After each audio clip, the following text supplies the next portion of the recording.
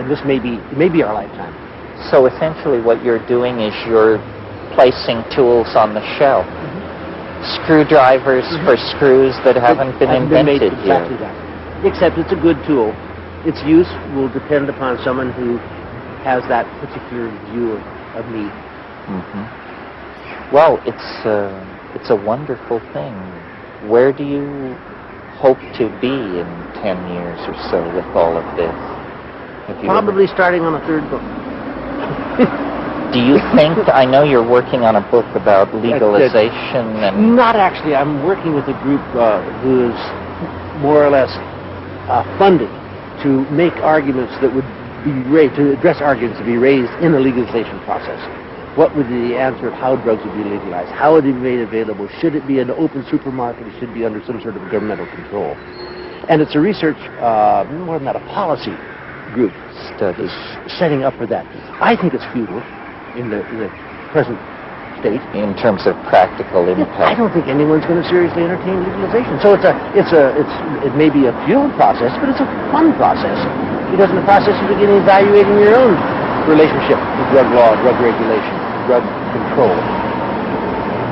If you were in charge of it, how do you see it happening? I mean, are there drugs you would keep legal, or do you think it should be... What I would do if I were running, I would keep certain laws that protect people of innocence. I would have absolutely no drug with children who are of too young an age. God knows what that age may be. 16, 18, 21. Maybe alcohol market. Right. Absolutely unallowed giving drugs to anyone without their consent. Informed consent, knowledge, education. I would make absolutely available at all levels about propaganda, restriction, information that is factual about drugs. Then I'd open the drugstore. And you people, will they overuse? Maybe. But I think that would very quickly dampen itself out to maybe about what we have now. But you have removed the criminality, removed the violence, removed the entire social disruptiveness that these drug laws have caused. Would you encourage the government to see these drugs as a vehicle for gaining tax revenue, or do you think the government should stay off that?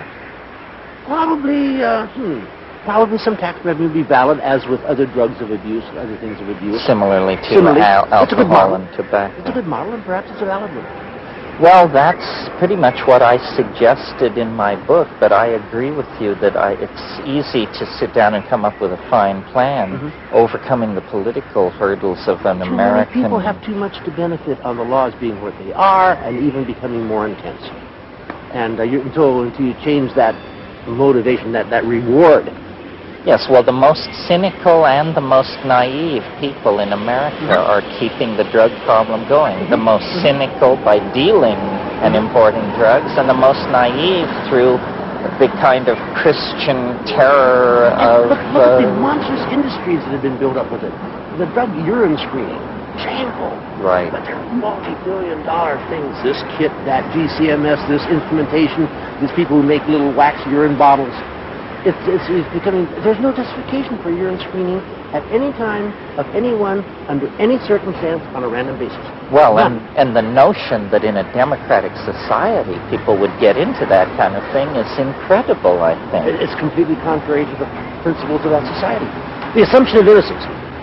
We blew it because it's not in the Constitution. Right. It should have been in it, but it wasn't. Right. But taking a urine sample on a random basis is an assumption of guilt.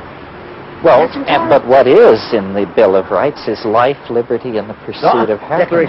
Declaration of Independence. But that could be used as a sufficient basis it's a part of self-image, and we should maintain it as such. Yeah, well, the first thing that goes when society hits the wall is democracy.